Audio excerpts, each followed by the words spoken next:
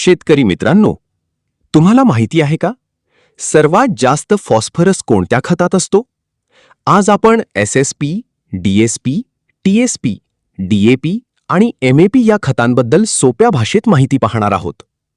1. SSP single super phosphate.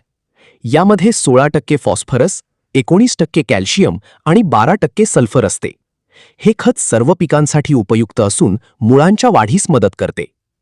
2. DSP double super phosphate. यामध्ये 32% phosphorus असतो. मुळांची चांगली वाढ आणि उत्पादन वाढवण्यासाठी उपयोगी.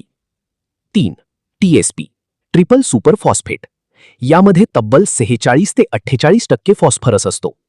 जास्त फॉस्फरसामुळे पिकांची वाढ जलद होते. 4. डीएपी डाय अमोनियम फॉस्फेट. यामध्ये 18% नायट्रोजन आणि 46% फॉस्फरस असतो. सुरुवातीच्या वाढीसाठी आणि उगवणीसाठी चांगले खत. 5. MAP mono ammonium phosphate.